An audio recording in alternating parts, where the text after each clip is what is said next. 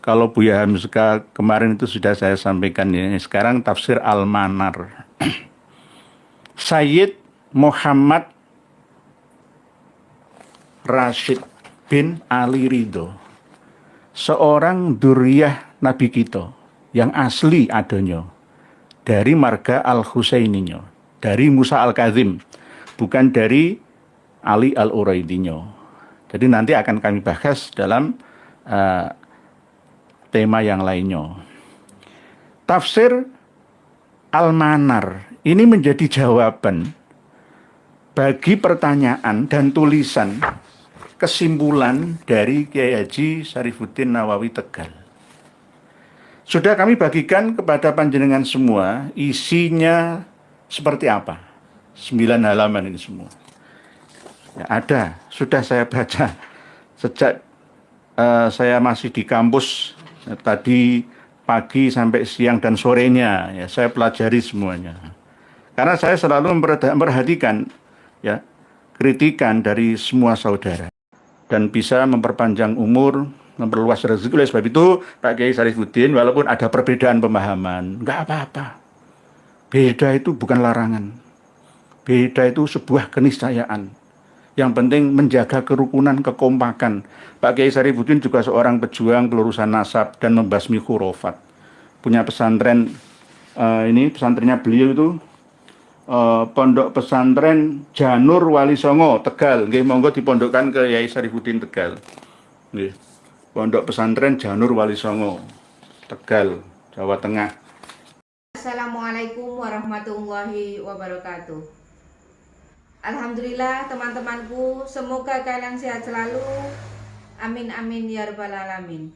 Alhamdulillah, jangan pernah lelah dalam perjuangan ini. Terus sadarkan saudara kita semuanya.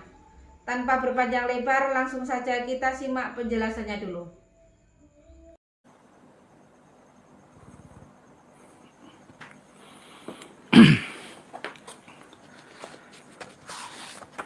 Assalamualaikum warahmatullahi wabarakatuh. Bismillahirrahmanirrahim. Alhamdulillah.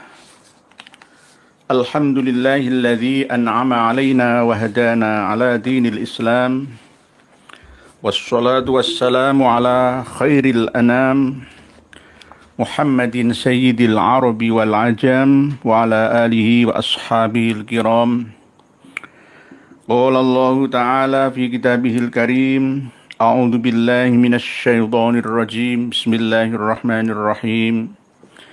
Ya ayyuhan nasu ittaqu rabbakumul ladzi khalaqakum min nafsin wahidatin wa khalaqa minha zawjaha وخلق منها زوجها وبث منهما رجالا كثيرا ونساء واتقوا الله الذي تساءلون به والأرحام وقال رسول الله صلى الله عليه وسلم من يريد الله به خيرا يفقهه في الدين أما بعد.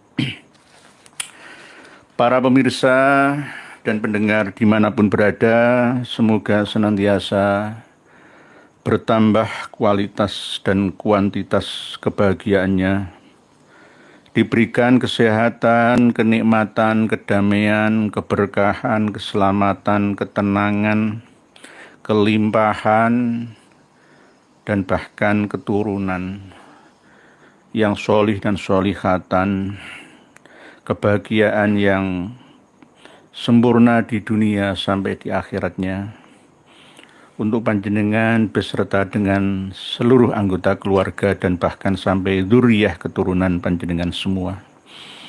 Pada malam yang penuh dengan rasa bahagia kali ini, alhamdulillah, puji syukur kepada Allah yang Maha Rahmah, kita dalam kondisi sihah wal afiyah, tiada halangan suatu apa.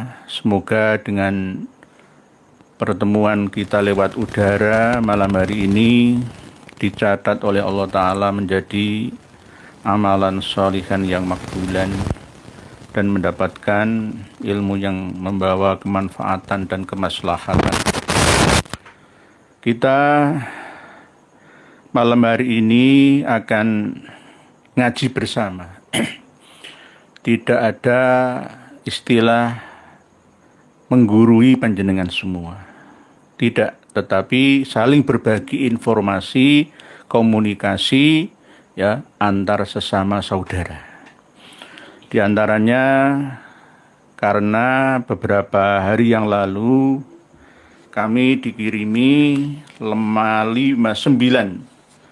halaman tulisan dari saudara kami yang mulia Kiai Syarifuddin Nawawi dari Tegal, Jawa Tengah sana. Yang akhirnya karena membuat banyak ulama tidak bisa tidur dalam malamnya nyenyak ya, hari-harinya gara-gara saya ya, maka saya harus mau dan mampu menjelaskannya. Jika ada kawan-kawan yang protes, terus nggak usah direken, nggak usah diteruskan bahas masalah Nabi Adam terus ya, nggak produktif ya, lebih baik kembali lagi ke lab masalah nasab dan sejarah misalkan ya. Ya gaduh-gaduh lah, selang-seling campur-campur. Jadi supaya dalam rangka mengupgrade kapasiti memori ya, kita ini benar-benar secara bertahap bisa meningkat ya. Sehingga vibrasi ya, frekuensi, dimensi pemahaman kita ini dapat meningkat lebih tinggi dari sebelumnya. Ini kan bagian daripada abad kedua Nahdlatul Ulama, dan dalam rangka menyongsong ya 2045, yakni 100 tahun Indonesia merdeka.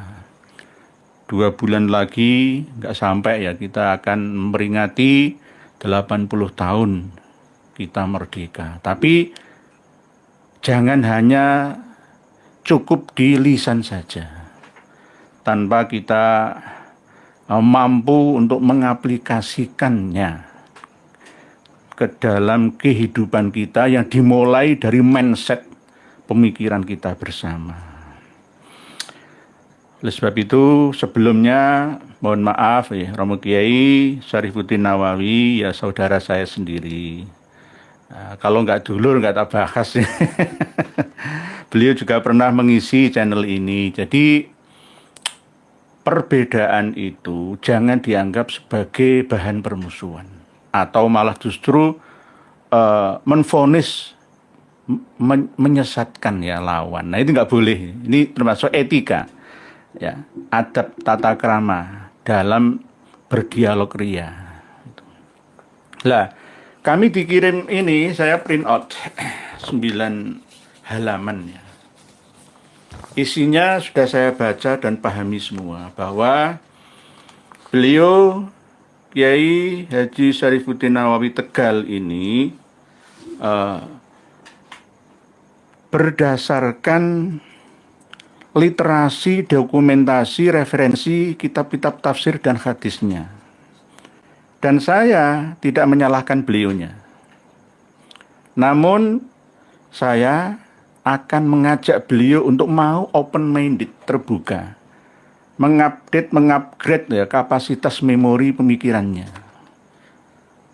Memperbaharui pemahaman klasiknya. Tafsir-tafsir yang salaf ya, boleh sebagian besar ya kita jadikan pegangan dalam memahami, dalam menafsiri ya ayat-ayat suci yang kita pelajari selama ini. Tetapi juga ada yang perlu dikritisi. Ya mohon maaf, mengkritisi itu juga berdasarkan data. Dikira saya berbicara zong data tanpa data, seenaknya saya, ya enggak bisa seperti itu. Oleh sebab itu, kami menghadirkan tafsir Al-Qur'anil Hakim, yakni tafsir yang terkenal dengan nama tafsir Al-Manar. Kalau Buya Hamzka kemarin itu sudah saya sampaikan ya. Sekarang tafsir Al-Manar. Sayyid Muhammad Rashid bin Ali Ridho, seorang duriyah Nabi kita yang asli adonyo dari marga Al-Husaininyo, dari Musa Al-Kazim, bukan dari Ali Al-Uraidinyo. Jadi nanti akan kami bahas dalam tema yang lainnya. Tafsir Al-Manar ini menjadi jawaban bagi pertanyaan dan tulisan kesimpulan dari Kiai Haji Syarifuddin Nawawi Tegal. Sudah kami bagikan kepada panjenengan semua, isinya seperti apa. 9 halaman ini semua. Ya, ada, sudah saya baca sejak saya masih di kampus tadi pagi sampai siang dan sorenya. Ya, saya pelajari semuanya. Karena saya selalu memperhatikan ya kritikan dari semua saudara. Pak Ahmad Ghufrani, fi kitabim maknun. Ya, ini surat Al-Waqiah, surat Al-Waqiah terakhir. Innahu laqur'anun karim fi kitabim maknun la yamassuhu illal mutahharun. Pak Ahmad Ghufrani begitu. Pak Rasuhin Handoko, Bogor nderek Kiai putra bumi Minatani Pati. Pak Rasuhin Handoko dari Bogor tapi asli kelahiran dari Pati Bumi Minatani, nggih. Pati Pragulo, nggih. Mbah Joyo Kusumo, nggih. Nggih, banyak saudara-saudari yang dari Pati ya, merantau ke seluruh negeri bahkan sampai luar negeri. Pak Opi mainstream.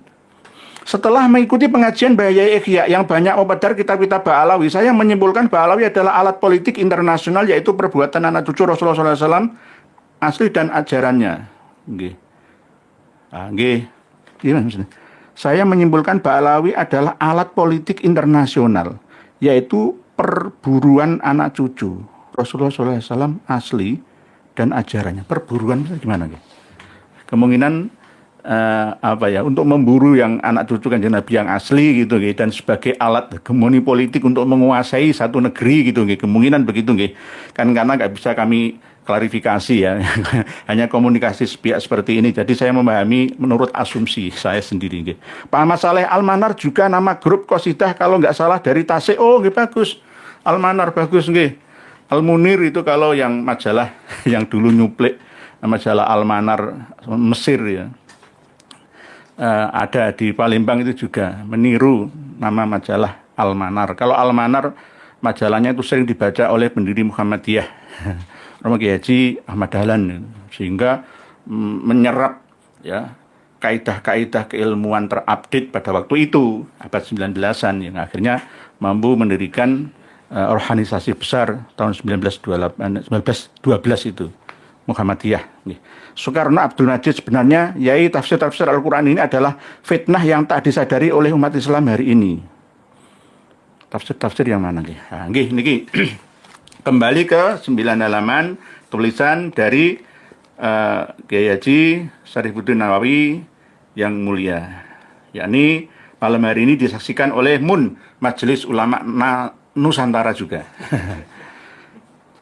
Jadi hakikat penciptaan Nabi Adam, kritik terhadap klaim lahirnya dari seorang ibu oleh Kiai Haji Syarifuddin Nawawi. Kepercayaan akan asal-usul penciptaan manusia pertama merupakan pondasi penting dalam akidah Islam. Dalam hal ini Al-Quran dan Sunnah secara tegas menyebutkan bahwa Nabi Adam alaihissalam adalah manusia pertama yang diciptakan langsung oleh Allah tanpa melalui proses biologis kelahiran dari seorang ayah dan ibu. Nah ini jangan disebutkan ayah, nanti saya dikira sepakat Nabi Adam punya ayah. Enggak, Nabi Adam itu tidak punya ayah, tapi punya ibu. Nah ini menurut pemahaman dari Kiai Syarif, ini Nabi Adam itu ya sesuai dengan letter-letter kalimah ayahnya itu, ayat ya, bahwa Nabi Adam itu dibuat dari tanah kering, tanah lempung, ya, terus tanah berdebu, ya, dari Irak, dari Mekah, dari Mesir dicampur lalu menjadi seperti patung itu ya. Nah, ini bagaimana pemahaman-pemahaman seperti ini? Di zaman itu tidak salah. Tapi di zaman sekarang harus di update pemahaman yang seperti itu ke pemahaman terkini, bahwa ayat yang menerangkan tentang Allah menciptakan Nabi Adam dari tanah itu tidak hanya kepada Nabi Adam saja, ya termasuk kita semua. Kita semua ini ya juga diciptakan oleh Allah dari tanah. Tetapi jangan dipahami tanah yang sebenarnya, tapi melalui proses ya yang bertahap-tahap dari awalnya sampai akhirnya menjadi seorang manusia yang terlahir di dunia nyata dimensi 3. Jadi jangan dipahami apa adanya. Nanti kembali ke zaman bahula, ya, nggak bisa diterima oleh generasi muda kita, generasi milenial dan bahkan zilenial nantinya. Kita akan ditertawakan oleh mereka. Karena kita beragama hanya berdasarkan dogma, keyakinan, yakin wis pokoke, wis kadung wis pokoke, titik. Ini berarti kita tidak mencerminkan seorang manusia yang ahsani takwim, yang berperadaban tinggi dalam pemikiran dan perbuatan aplikasinya. Jadi muncul klaim-klaim kontroversial bahwa Nabi Adam terlahir dari seorang ibu. Klaim ini tidak hanya bertentangan dengan nas-nas qot'i, tetapi juga membuka celah penyimpangan akidah. Tidak ada hubungannya dengan akidah. Ini menyangkut masalah sejarah. Masalah yang tidak berhubungan langsung dengan pokok daripada akidah la ilaha illallah Muhammadur Rasulullah. Ini hanya masalah pemahaman saja. Oleh sebab itu, banyak tafsir yang dihadirkan oleh Kiai Syarifuddin Nawawi Tegal yang sudah saya baca tentang nafsin wahidah, tentang wa khalaqa minha zawjaha dan seterusnya, itu perlu diupdate pemahamannya. Sesuai dengan apa? Kitab Tafsir Al-Hakim Al-Masyhur Bitafsir Al-Manar, karya Sayyid Muhammad Rashid bin Ali Ridho Al-Husaini. Jenengan baca nanti. Nggih. Semua sudah kami bagikan di link di bawah video kita ini. Intinya, dalil Al-Quran tentang penciptaan Nabi Adam, Allah berfirman dalam surat An-Nisa, tadi yang saya baca, Ya ayyuhan nasu taqu rabbakumul ladzi khalaqakum min nafsin wahidah. Min nafsin wahidati wa khalaqa minha zawjaha itu. Jadi ini yang menjadi poin daripada bahasan yang dituliskan ya oleh Kiai Syarifuddin Nawawi ini. Nah, penjelasan nafsin wahidah, Kiai Syarifuddin memahami nafsin wahidah itu Nabi Adam. Padahal tidak. Menurut saya tidak. Nafsin wahidah itu pernah kami sampaikan dulu, yakni induk dari sel, yakni stem cell. Stem cell inilah yang akan membelah menjadi sel laki dan perempuan dalam ovum dan spermatoza, laki dan perempuan ibu kita. Toh seandainya nggak ada bapak kita, hanya cukup ibu kita, bisa juga membuah seperti ibundanya Nabi Isa. Jadi nafsin wahidah itu bukan Nabi Adam. Jenengan buka Tafsir Al-Manar halaman mulai dari 262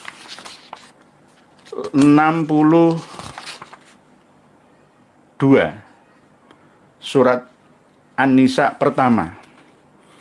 Kalau ingin yang poinnya langsung 263. Nanti panjenengan buka semua Tafsir Al-Manar halaman 263 pada baris yang ke-1, 2, 3, 4, 5, 6, 7, 8 dari atas. Al-Ustadz Al-Imam itu berarti Syekh Muhammad Abduh, gurunya Sayyid Muhammad Rashid bin Ali Ridho atau terkenal dengan Sayyid Ali Ridho, Sayyid Rashid Ridho. Jadi gurunya, karena memang tafsir Al-Manar ini kumpulan dari ceramahnya Syekh Muhammad Abduh yang terwarnai oleh pemahaman-pemahaman beliau tentang pembaharuan. Kenapa umat Islam di dunia itu nggak bisa maju? Justru lebih pesat orang-orang Barat, orang-orang Eropa, China, dan Jepang sana. Bagaimana bisa seperti itu? Karena apa? Pemahaman umat Islam yang terbelakang, ya termasuk memahami seperti ini tadi, ya. Nabi Adam diciptakan dari tanah, ya, seperti tanah apa adanya gitu, nggak proses, nggak difahami dengan prosesnya. Nah, nanti saya terangkan proses. Jadi Syekh Muhammad Abduh ini punya guru yang namanya Syekh Jamaluddin Al-Afghani atau Afghanistan itu.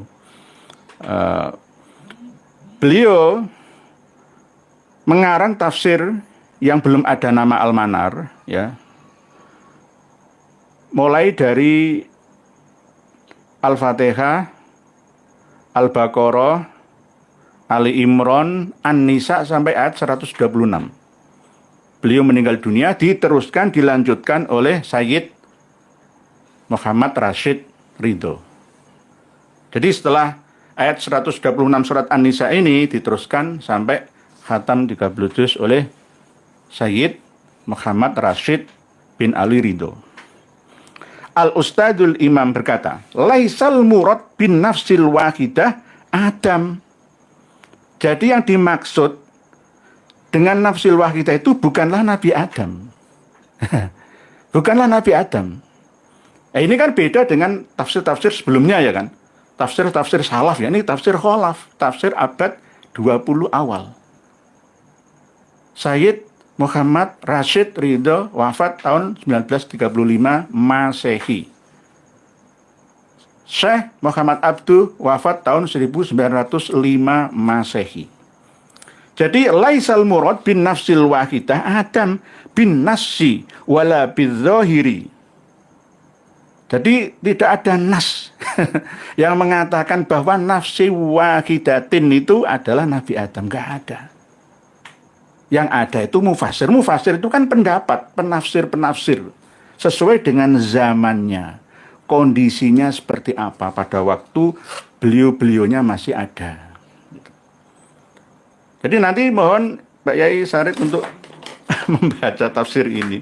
Jadi misalkan saya sampaikan tafsir Al-Azhar, ya, yang itu dulu ditolak sama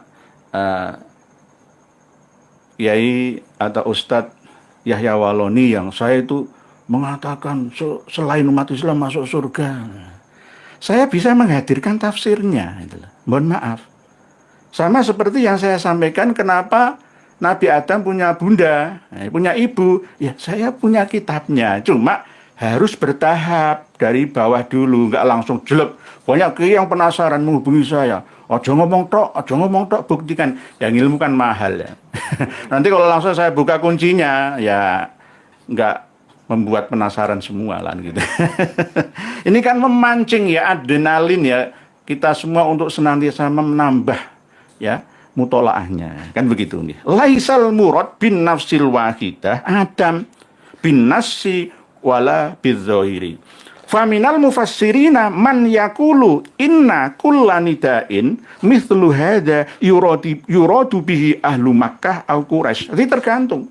Nafsil wahidah itu juga bisa tergantung, ya, kondisi dan situasi, zaman dan makan, penerapannya dalam memahami nafsin wahidah ini.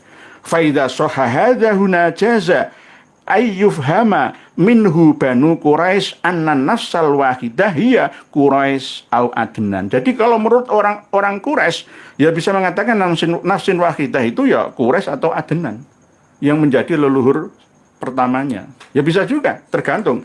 Wa idza kana al-khitab lil Arab ammah jaza ayyafhamu minhu annal murada bin nafsil wahidah ya'rib au qahton. Tergantung. Tergantung. Nanti akan saya buktikan nafsin wahidah itu tidak mengarah ke Nabi Adam. Wa idza qulna innal khitaba li jami' ahli da'wah ilal Islam ay li jami'il umam fala syakka anna kulla ummatin tafhamu minhu ma ta'taqidu. Tergantung orang yang meyakininya. Umat manusia di seluruh dunia itu banyak jumlahnya, variasi rasnya, suku bangsanya, tempatnya juga berbeda-beda, jarak dan letaknya. Fala syakka anna kulla ummatin tafhamu minhu ma ta'taqidu. Falladzina ya'taqiduna anna jami'al bashar min sulalati Adam yafhamuna annal murada bin nafsil wahidah ya Adam. Tergantung. Pak Yai Syarif memahami sesuai dengan yang dipelajarinya, bahwa beliau berkeyakinan setiap manusia, ya, golongan sinfin minal bashar itu punya bapak, punya nenek moyang, ya. Maka mereka memahami bahwa yang dimaksud dengan nafsin wahidah ya Nabi Adam. Nabi Adam. Tetapi walladzina ya'taqiduna anna likulli sinfin minal bashari aban yahmiluna nafsa ala ma ya'taqiduna. Orang-orang yang berkeyakinan setiap manusia sesuai dengan rasnya masing-masing itu juga memiliki bapak leluhur. Ya, maka ini akan menyangkut pada keyakinan tentang seperti wal asnaful kubrohia al abiyat al kaukosi misalkan. Ada ras Kaukasus yang berkulit putih, ya. Terus ada yang berkulit kuning yang Mongolia, wal asfar al Maguli Mongolia, wal aswad al Zanji Afrika. Wa ghairuhu wa ba'du furu'i hadza takadu takunu usulan kal ahmar al habsi wal hindi al ameriki wal mulki. Jadi tergantung. Jadi setiap orang, misalkan suku Indian, ya, di daerah Amazon misalkan, ya mereka nggak mengenal Nabi Adam dan Siti Hawa, nggak mengenal. Orang-orang Papua ya nggak mengenal namanya Nabi Adam dan Siti Hawa. Sati biaza, saya lebih percaya pemahaman Kiai Nur Ihya karena berdasarkan data. Saya sudah Kiai, jangan langsung dipercaya. Saya nggak ingin memaksa. Ayo kita mutolaah bersama by data. Yang dipegang itu kan datanya. Data ini data terbaru, dan yang disampaikan dituliskan oleh Kiai Syarifuddin ini terlama. Dan saya juga mempelajarinya. Saya melajari 30 tafsir ini, saya juga mempelajarinya. Sudah sejak dulu. Ya begini. Nah, ini jenengan teruskan sendiri. Nanti kalau saya baca semua nggak cukup waktunya. Intinya bahwa nafsin wahidah itu bukan Nabi Adam. Di sini Kiai Syarifuddin menambahkan penjelasan bahwa ayat khalaqakum min nafsi wahidah disebutkan di 3 tempat. Quran surat An-Nisa ayat 1 ini tadi sudah. Terus Al-A'raf ayat 189. Oke, sekarang kita buka Al-A'raf ayat 189. Tetapi Pak Kiai, jangan dipisah dengan ayat 190. Itu kalau 189 saja ya gak bisa mafhum, gak bisa dipahami. Oke, coba kita buka Al-A'raf ayat 189. Oke, saya buka. A'udzu billahi minasy syaithanir rajim. Bismillahirrahmanirrahim. Huwallazi khalaqakum min nafsin wahidatin wa ja'ala minha zawjaha liyaskuna ilaiha falamma taghashaha hamalat hamlan khafifan famarrat bih falamma athqalat da'wa Allah rabbahuma la in ataitana salihan lanakunanna minasyakirin. Nafsin wahidah ini bukan Nabi Adam, tapi mufassir mengatakan Nabi Adam. Kenapa kok saya tidak menafsiri, ya memahami lah ya, ini sesuai dengan pemahaman tafsir salaf? Karena saya berdasarkan tafsir Al-Manar ini, bahwa nafsin wahidah di sini itu berupa sosok orang per orang, orang saleh, ya, jangan Nabi Adam dan Siti Hawa. Bisa juga kalau dilihat mundur ke belakang pada proses awalnya, ya stem cell itu tadi. Stem cell induk dari sel-sel yang bisa membelah diri bisa menjadi jenis kelamin laki ataupun perempuan. Atau bisa mudghah ghairu mukhallaqah lalu keguguran. Atau bisa juga terjebak nafsinya, jiwanya itu ke dalam raga yang tidak diinginkannya, tidak sesuai dengan bentuk fisiknya. Nafsi itu bisa difahami roh, atau menurut saya itu aplikasi itu saja. Aplikasi. Sama dengan operating system dalam komputer kita, laptop kita ada Windows dan ada Linux. Itu namanya nafs. Kalau di dalam HP kita ini ada aplikasi YouTube, Google, ya, ada Chrome, ya, ada Firefox dan lain sebagainya, itu termasuk jiwa-jiwa, nafas-nafas yang ada. Yang jika ada zaut atau pasangannya, ya, yang sesuai, misalkan Office, ya, yang meliputi Excel dan Word-nya, misalkan, ya, PowerPoint-nya, ya, dia akan otomatis terbuka, mampu membuka datanya. Ya.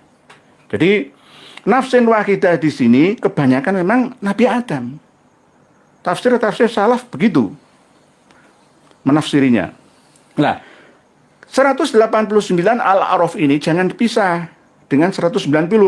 Ketika falamma atahuma sholihan ja'ala lahu syuraka'a fima atahuma fata'alallahu amma yusyrikun. Jangan dipisah, karena maka setelah dia, Allah memberi keduanya seorang anak yang saleh, mereka menjadikan sekutu bagi Allah terhadap anak yang telah dianugerahkannya itu. Berarti Nabi Adam masuk sekutu, menyekutukan Allah dengan anaknya, memilih anaknya. Siapa anaknya? Enggak disebutkan di sini. Berarti bukan Nabi Adam.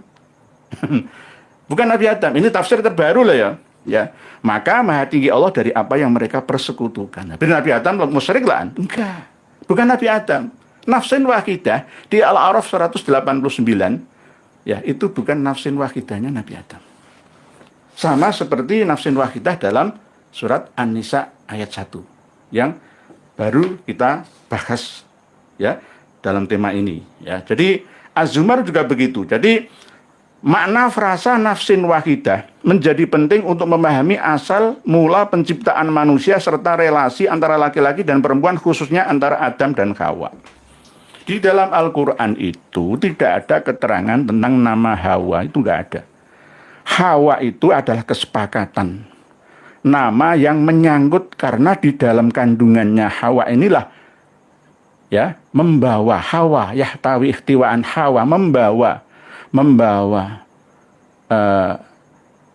keturunan, ya, sampai kita gitu. Namanya Hawa. Di Bible ini itu Eva, bukan Hawa, Eva. Tidak ada keterangan di Al-Quran itu Hawa, itu nggak ada. Nggak ada. Jadi khususnya antara Adam dan Hawa. Nabi Adam dan Siti Hawa itu anak kembar. Kembar tapi tidak identik, beda kelaminnya. Ada kembar identik sama laki, sama atau sama perempuannya. Dan kadang walaupun sama anak kembar, ya, jenis kelaminnya itu bisa beda genetikanya kok. Coba jenengan lihat, kadang ada anak kembar yang satu itu ras negroid, yang satu ras mongoloid. Ya beda. Tidak semuanya sama, tapi kebanyakan sama. Oleh sebab itu, Nabi Adam dan Siti Hawa ini anak kembar, dikandung, diproses dalam kandungan ibunya, tanpa ayah, dalam kandungan ibunya. Lah, ketika proses kehamilan inilah dimulai dari nafsin wahidah itu. Stem cell. Stem cell itu induk dari sel-sel yang membelah diri setelah dibuahi, setelah bertemunya spermatoza dengan ovum, ya, lalu membuah, ya, bisa memecah menjadi dua. Kalau kita masih memahami bahwa Siti Hawa itu diciptakan oleh Allah dari tulang rusuk sebelah kirinya Nabi Adam, itu berarti kita masih mempercayai apa yang tertulis dalam Alkitab Bible ini, Kejadian. Kenapa Al-Hadis Banyak yang menerangkan sampai Sahih Bukhari sekalipun. Ya, sekali lagi, tidak ada keterangan yang pasti di dalam kitab suci kita bahwa Siti Hawa itu diciptakan oleh Allah Ta'ala dari tulang rusuknya Nabi Adam. Itu nggak ada. Yang ada itu di dalam hadis-hadis Nabi kita. Itu pun bahasanya jangan kita telan mentah saja. Karena ada perumpamaan yang dipahami seperti sebenarnya. Nah, ini yang nanti akan kami bahas. Dan ada semua tertera di dalam tafsir Al-Manar ini. Wa khalaqa minha zaujaha. Di ayat dan kalimat ini. Nanti jangan baca lagi. Jadi kalau kita buka ya kitab Kejadian ayat 21 ya. Lalu Tuhan Allah membuat manusia itu tidur nyenyak. Ketika ia tidur, Tuhan Allah mengambil salah satu rusuk daripadanya, lalu menutup tempat itu dengan daging. Ini keterangan di dalam Bible. Lah Quran nggak ada. Lah kalau Quran itu min anfusikum. In anfusikum itu jangan langsung diambil cerita. Min anfusikum itu jiwa. Jiwa yang sama, komunitasnya ataupun jodoh pasangannya. Itu anfusikum. Lah, di sini Pak Yai Sarip juga menyebutkan ada keterangan-keterangan itu cuma beda pemahamannya. Misalkan di dalam Az-Zumar misalkan wa min ayatihi an khalaqalakum min anfusikum azwaja litaskunu ilaiha wa ja'ala bainakum mawaddatan wa rahmah. Inna fi dzalika laayatil liqaumi yatafakkarun. Ya. Min anfusikum, bukan min anfusikum itu berarti istri kita itu diciptakan oleh Allah dari tulang rusuk kita sebelah kiri yang diambil.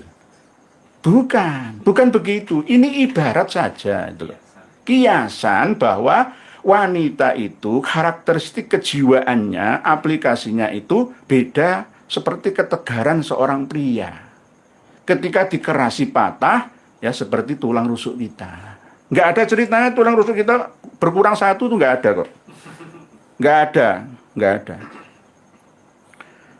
Jadi cerita tentang Nabi Adam waktu tidurnya diambil tulang rusuknya lalu diciptakanlah seorang manusia yang berjenis kelamin wanita yang bernama Siti Hawa itu tidak benar.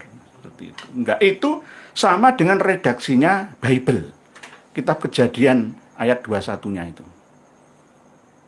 Lah, kebanyakan ya enggak kebanyakan, ada hadis-hadis Nabi kita yang masih ada korelasi cerita-cerita Israiliyat sebelumnya. Sama seperti nanti yang akan kami bahas bersama tentang Nuzulu Isa. Tentang masih hidupnya Nabi Isa. Di Quran itu Nabi Isa itu enggak ada yang menerangkan Nabi Isa itu masih hidup, itu enggak ada.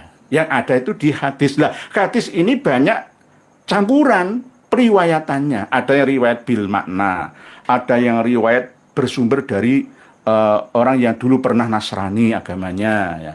Ada juga dari kalangan Yahudi dan banyak cerita-cerita Israiliyat.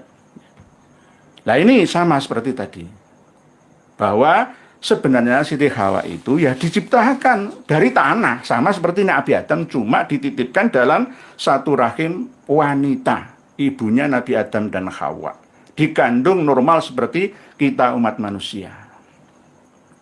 Diproses dari saripati tanah lalu menjadi nutfah, ya, lalu menjadi stem cell itu tadi, membuah, lalu menjadi alaqah dan menjadi mudghah, lalu dilahirkan menjadi tifl, menjadi manusia insan seperti kita. Ini maknanya seperti itu. Ibunya Nabi Adam tidak penting untuk dibahas. Ibunya Nabi Adam nggak penting untuk dibahas. Nggak penting untuk dibahas. Pokoknya intinya wallahu akhrajakum min butuni ummahatikum la ta'lamuna syai'a wa ja'ala lakumus sam'a wal absara wal af'idata la'allakum tashkurun. Semua kita ini dilahirkan dari perut ibu kita. Nabi Adam juga sama. Nabi Adam juga sama. Lah, masalah kita diciptakan oleh Allah dari tanah, ya semua kan dari tanah. Jenengan juga diciptakan dari tanah kan, tapi prosesnya kan ya tidak dimpleng-pleng seperti pemahaman ya kita ya klasik dulu kala kan ya enggak seperti itu adanya gitu.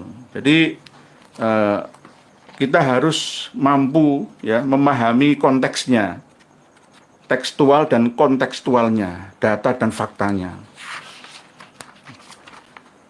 Jadi wis pokoknya diterima, pokoknya dan wis pokoknya itu ya prai wis ora usah dibahas. Pokoknya. Jadi ini tidak menyangkut kaidah akidah, enggak ada hubungannya. Karena apa? Saya juga punya pegangan tafsir Al-Manar. Siapa yang mengarang? Seorang sayyid Duriyah Nabi kita dari Al-Musawi, Musa Al-Kadzim ya, melalui Ali Ridho. Ya. Akhirnya nama beliau Sayyid Muhammad Rashid Ridho bin Muhammad Rashid bin Ali Ridho. Itu. Oke. Jadi masalah nafsin wahidah sudah, mohon nanti semua memutolaah mulai dari 263 sampai 269 sampai wa khalaqa minha zaujaha. Jadi misalkan tadi yang saya bacakan wa min ayatihi an khalaqalakum min anfusikum, itu adalah pasangan, jodoh-jodoh. Sama seperti ketika seorang pria dia seorang saleh, itu jodohnya ya orang salih, wanita salihah. Orang wanita salihah ya jodohnya itu ya pria yang saleh. Al khabithatu lil khabithina wal khabithuna lil khabithat wal khabithatu lil khabithina wat thayyibatu lit thayyibina wat thayyibuna lit thayyibat. Itu rumus. Berarti kalau kita memandang istri kita, pasangan kita itu memiliki kekurangan, ya lihatlah diri kita dulu. Berarti kita pun punya kekurangan. Saling melengkapi satu sama lainnya. Pasangan kita min anfusikum bukan berarti istri kita itu diciptakan oleh Allah dari bahan tulang. Itu enggak ada manusia diciptakan dari tulang, itu enggak ada. Jangan dibantah. Nek Gusti Allah ngrasakno lah iso. Ya iso tapi enggak sesuai dengan sunnah. Sama seperti begini loh ya. Seandainya ya Allah berkehendak menurunkan emas 1 kintal di hadapan saya, bisa apa enggak? Rantai emas. Ya serantai emas atau apa ya, kayak gulungan emas atau bola emas atau apa di hadapan saya, bisa apa enggak? Bisa nggih? Tapi Allah tidak melakukannya. Karena apa? Tidak sesuai dengan sunnahnya, kebiasaannya. Gitu. Manusia terlahir langsung cerdas, langsung sugih itu ada ya? Ya ada, tapi tidak dilakukan oleh Allah. Pasti harus melalui prosesnya. Gitu. Pesawat sudah terbang terus mundur lagi. Kalau keresahan Allah bisa. Nah, inilah kadang-kadang pemahaman kita itu masih klinik, mistik dan klasik. Ya. Hidup di zaman sekarang kok. Ya. Oleh sebab itu, apakah tafsir-tafsir itu salah? Tidak, saya tidak pernah menyalahkan. Ya, saya tidak pernah menyalahkan tafsir ini. Ada tafsir Al-Samarqandi, tafsir Khazin, tafsir banyak ditantumkan oleh Kiai Sarip ini. Tafsir Ibnu Katsir. Tapi kalau nulis Ibnu Katsir jangan Katsir. MTS Madrasah Tsanawiyah TS Katsir. Tafsir Qurtubi, tafsir Ar-Razi, ini tahun berapa? Gitu loh. Tafsir Ibnu Ashur, tafsir Jalalain, tafsir Al-Alusi, saya tidak menyalahkan. Benar di zamannya. Sama seperti lagunya Abaji Raden Oma Irama. 135 juta. Itu dulu tahun 1977. Sekarang coba nyanyi lagu itu, diguyu pitik, diguyu jangkrik. Beda zamannya. 282 juta penduduk Indonesia. Nah, gitu. Tafsir Jalalain, tafsir Nasafi, tafsir At-Taqlabi, Ats-Tsalabi, tafsir Al-Khazin, semua tafsir Al-Maturidi, semua tafsir. Saya tidak menyalahkan. Saya juga pernah mengaji, sebagian besar saya mengaji tafsir-tafsir ini. Ini dicantumkan semua oleh Kiai Sarip. Termasuk diantaranya Yai Sarif masih memahami sesuai dengan hadis Nabi bahwa Siti Hawa itu diciptakan dari tulang. Dulu menerangkan tentang anak kembar itu ya nggak terbayangkan. Sama dengan ketika dulu sebelum tahun 2000-an, terpikirkankah akan adanya Facebook, internet yang segini cepatnya, Android? Belum ada. Apalagi Gojek, Grab, ya, Indrab, ya, yang dari Amerika itu apa? Uber, ya, belum, ya. Nadiem Makarim masih kecil, belum mampu mengadopsi Nafsin, aplikasi dari Amerika dibawa ke Indonesia yang berubah akhirnya jadi Gojek itu. Nah, itu belum ada. Google belum ada. Ya. Jadi kita kadang-kadang kembali ke kitabnya orang selain agama kita. Di waladhi khalaqakum min nafsin wahidah. Nafsin wahidah itu tergantung ya siapa yang bisa memahaminya. Bisa Nabi Adam, tergantung kalau itu orang meyakini bahwa memang manusia semua di seluruh dunia itu keturunannya Nabi Adam. Gitu. Dewi Fortunya Vivi Zambing. Pak Muhammad Ihsan, wajah ya ini nggak menampakkan kesolehan. Ya nggak apa-apa. Wajah ya ini tidak menampakkan kesolehan. Wajahnya Habib nampak soleh kan, glowing ya kan. Tapi dalamnya menipu Anda, mencoreng agama. Bagaimana? Kita tidak bisa menilai wajah seseorang itu. Berarti Anda bisa meramal kiamat dan mati Anda sendiri. Nggak bisa. Jadi Nurul Ihsan, pendengar yang baik itu mendengar, menyimak, dan dipahami lalu dibaca kitabnya. Oke, dibaca kitabnya, jangan komentar dulu. Kalau nggak bisa baca, akan kami bantu untuk menerjemahkannya di postingan di channel kita. Kurang apanya? Kurang enaknya? Akan kami bantu. Ya, kalau saya bacakan semua ya nggak cukup waktunya. Durasi itu mahal harganya. WiFi data itu bayar, ada uangnya. Jadi misalkan saya wajah, ya terserah, nggak masalah. Ya, nggak masalah. Karena apa? Seperti Yai Imad misalkan, wajahnya kok nggak tenang. Ya, karena banyak tekanan. Banyak hujatan, banyak fitnahan. Seorang pejuang ya di medan laga peperangan itu, kalau dia wajahnya, ya itu, ya saya macam Habib saja. Saya macam berkopiah berserban saja. Jadi jangan menilai orang ya dari bentuk wajahnya ketika kita tidak mampu untuk menguasai ilmu katurangganing manungso atau ilmu kejiwaannya. Ya, itu hanya sekedar ramalan saja. Nggih, maaf saya menasihatinya. Pak Abad Bandawa, dihamparkan pun ada. Nggih. Dewi Fortuna nggak bisa baca ya, dia bacanya kebalik. Oke. Kalau tulisan Latin ya dari kiri ke kanan. Kalau Arab dari kanan ke kiri. Nggak apa-apa, yang penting tahu maksudnya, esensi ya, substansinya. Itu sudah cukup nggih. Bumi dihamparkan aja, banyak yang menafsirkan bumi datar. Ya, nggih Pak Abad Bandawa. Itulah orang, manusia itu sama punya kepala, tapi isinya bisa beda-beda. Yang penting rukun semua.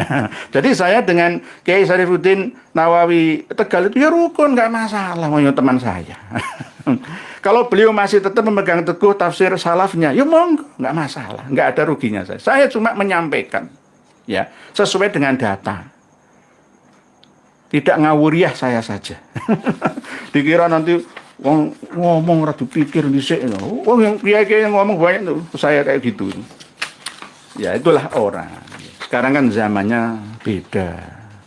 Sekarang sudah kami bagikan ke panjenengan semua kitab tafsir Al-Manarnya. Jadi di sini diterangkan, disimpulkan oleh Kiai Syarifuddin kesimpulan penulis bahwa klaim siapapun yang berani menyatakan bahwa Nabi Adam alaihissalam dilahirkan dari seorang ibu merupakan pernyataan yang bertentangan dengan nas-nas qot'i. Ya itu kan ada yang menafsiri beda. Mufasir itu kan ya menurut pemahaman mufasirnya, tafsirnya seperti apa dalam ya pemahaman ilmu pendukung lainnya. Ya mohon maaf, saya tidak sekelas beliau-beliaunya tafsir 30 kitab yang dituliskan oleh Pak Syarif ini. Enggak, saya di bawahnya. Cuma saya punya data yang terbaru tafsir ya abad 19 akhir, abad 20 awal Masehi. Jadi nas-nasnya qot'i belum tentu. Belum tentu. Seiring berjalannya waktu, ya, pemahaman masa lalu itu bisa diperbaharui dengan pemahaman terkini. Tetap tidak merubah teksnya, hanya konteksnya saja. Baik dari Al-Quran maupun hadis sahih. Ya tadi kan hadis sahih. Keterangan bahwa Siti Hawa itu diciptakan dari tulang. Pak Zarto fashion, bumi katanya bulat, kok enggak kelihatan kayak bola? Kita keluar ke ruang angkasa lah kelihatan bola. Karena kita masih berada di sini, yang bulat saja. Karena kita berlari sebenarnya 1.600 km per jamnya. Pernah maling nangkap, punten yai, bagi saya semuanya kalau masih belum masuk dalam pemahaman saya paling sebatas kusnudon saja untuk meyakininya. Soalnya untuk hakul yakin saya akan menyaringnya dulu. Begitu nggak apa-apa. Ini kan untuk menambah literasi kita saja, menambah luas wawasan kita saja. Jadi nggak harus saya dipercaya, enggak, saya nggak memaksakan itu. Ya, cuma saya ini menjawab. Ya, saya dikatakan mungkin ya menurut pemahaman Kiai Syarif itu sesat. Akidah nggak ada hubungannya, saya punya dasarnya, ada tafsir Al-Manarnya. Ini 10 jilid loh tafsir Al-Manar ini. Yang ngarang pemikirannya itu luar biasa. Seperti orang-orang Iran itu loh. Jangan difitnah Syiah dulu. Yang bisa membalaskan karmanya Gaza itu ya orang Iran sekarang. Ini orang Sunni mana suaranya? Mana tindakannya? Nggak ada. Yang berhaji 2 juta membiarkan rakyat Gaza menderita, nggak ada tindakan apa-apa, hanya sekedar doa saja. Tapi Iran bisa membalaskannya. Gitu loh. Kita harus visioner gitu. Klaim seperti itu tidak hanya keliru secara tekstual. Saya tidak merubah teksnya. Ayat tetap ayat. Namun juga berbahaya dalam aspek akidah. Lah inilah perlunya kita untuk belajar bersama. Ya, mengupgrade kapasitas memori kita. Karena dapat membuka ruang tafsir batil lainnya dan mengganggu pondasi iman terhadap penciptaan manusia pertama sebagai mukjizat Allah. Di sini juga ada keterangan dari Imam As-Soduk, ya, atau Ibnu Babaweh, ada keterangan dari Imam Ja'far Shadiq. Ada, jangan baca semua nanti. Saya jawabnya dari sini saja. 263 sampai 269, jangan baca semua. Jadi jangan gampang untuk menyesatkan saudaranya. Gitu. Oleh karena itu, kewaspadaan ilmiah dan koreksi terhadap penyimpangan narasi sangat penting. Terima kasih sudah diingatkannya. Terutama dalam era di mana mitos dan spiritualisme modern sering dibungkus dengan jubah keilmuan. Ya, inilah pentingnya kita untuk menambah literasi, referensi, dokumentasi, keilmuan, pemahaman kita semua. Nggak ada yang namanya ilmu itu futuh, habis, finish. Nggak ada. Dinamis sepanjang masa ilmu itu. Selamanya kita ini akan terus, yang sekarang benar, kemungkinan 100 tahun yang akan datang itu bisa salah. Al-Jazi Gavin, Iprit kan lanang bib. Nafsin wahidah itu tidak ada jenis kelaminnya. Sama dengan malaikat. Nggak ada jenis kelamin laki atau perempuan, masih netral. Nafsin wahidah, kecuali setelah ada pembuahan di dalamnya. Setelah kun perintahnya Allah, fayakun, maka akan membuah, akan menjadi 1 orang atau 2 orang kembar. Oleh sebab itu, putra-putrinya Nabi Adam dan Ibu Hawa itu kan 20 kembar semua, laki perempuan, kecuali 1 tok yang tidak punya pasangannya, ini Nabi Sis. Nabi Sis, ya. Lalu syariatnya beda dengan syariat Nabi kita, boleh menikah dengan selang-seling saudara adiknya, kembaran adiknya. Tuh. Jadi sudah saya baca dan saya pahami tulisannya Pak Yai Syarifuddin Nawawi. Saya tidak menyalahkan, benar menurut tafsir-tafsir dan hadis yang telah disampaikan, disertakan oleh beliaunya. Cuma beliau harus mau menambah, ya, literasi pemahamannya kembali, bahwa kita ini tidak hidup di zaman tahun 800 Masehi yang lalu. Kita hidup di zaman 2025 sekarang ini. Itu. Nggak ada manusia diciptakan dari tulang, itu nggak ada. Ya kok dikesana Gusti Allah iso? Iya, tapi Allah tidak melakukannya. Sama seperti tadi. Saya analogikan dengan apakah Allah bisa menghadirkan 10 kilogram emas di hadapan saya? Ya bisa. Tapi Allah tidak melakukannya. Karena apa? Itu melanggar sunnahnya. Gitu. Melanggar kebiasaan sistem alamiah ciptaannya. Kausalitas, hukum kausalitas. Hukum ya alam. Gitu. Jadi masalah dibuat dari tanah. Kita ini semuanya dari tanah. Ya, kembali ke tanah dan dibangkitkan lagi dari tanah. Tapi bukan seperti yang ada di dalam memori kita, tanah blek-blek, ya enggak. Proses dari tanah. Di dalam surat Ghafir ya, itu ada. Surat Ghafir itu ada keterangannya. Saya tambahkan ya, biar nanti bisa dibuka oleh semua. Ada keterangan surat Ghafir itu. Mohon maaf. Surat Ghafir ayat 67 kalau nggak salah. Saya buktikan. Ini supaya menjadi tambahan. Pak Nasatati Balawi layak dideportasi karena selalu bikin gaduh onar di NKRI. Mas Isan, ya ini harus dimudzakarahkan dengan ulama-ulama ahli tafsir seperti Gus Bah. Ini siap. Gus Bah, kapan kita ketemu dengan Gus Bah? Oh, saya siap. Sangat siap. Sangat siap. Oke.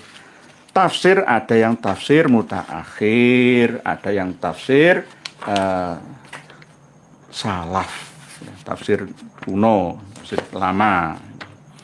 Ya, kalau tafsir sufi itu beda lagi malah. Justru ada tafsir la tudrikuhul absor wa huwa yudrikul absor, itu diwirid saben hari itu 1000 kali dengan puasa sampai 7 hari, pati geni lalu mutih di terakhirnya, itu akan tidak terlihat oleh pandangan mata manusia. Kan begitu. La tudrikuhul absoru. Jadi ora ketok, iso ngilang. Itu ada.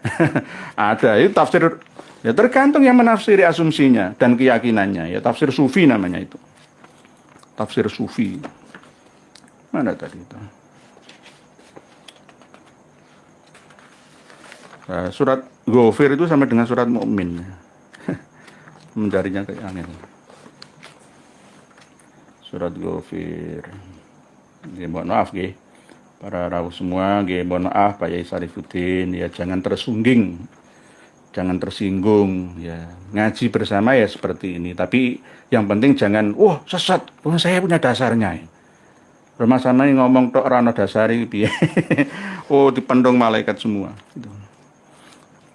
Jadi misalkan saya nanti dituntut, kalau Candi Borobudur atau Buana Cakapala itu dibuat sebelum Nabi Isa dilahirkan ke dunia, mana Bu? Ya saya punya data. Tapi ya jangan kesusu membukanya, nanti nggak bikin penasaran semua itu. Jadi gitu nggih. Pak Saijo Rohmat, mantap Pak Energi, ya, menyampaikan kebenaran memang banyak tantangan. Nggih.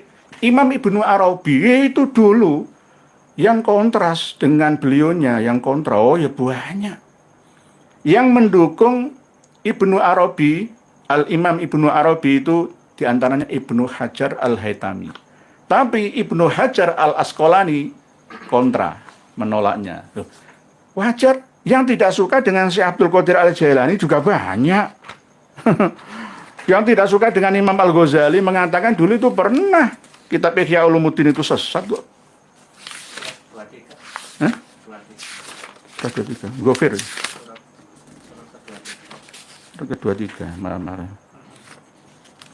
Ini 67. Mohon maaf. A'udzu billahi minasy syaithanir rajim. Bismillahirrahmanirrahim. Huwallazi khalaqakum min turabin thumma min nutfatin thumma min 'alaqatin thumma yukhrijukum tifla ثم يخرجكم طفلا ثم لتبلغوا أشدكم ثم لتكونوا شيوخا ومنكم من يتوفى من قبل ولتبلغوا أجلا مسمى ولعلكم تعقلون هو الذي خلقكم من turabin. Kalian semua itu diciptakan dari turab, dari tanah. Aku ya tanah, tapi kan prosesnya kan kita dilahirkan. Nabi Adam ya dilahirkan. Siti Hawa ya dilahirkan. Gitu loh.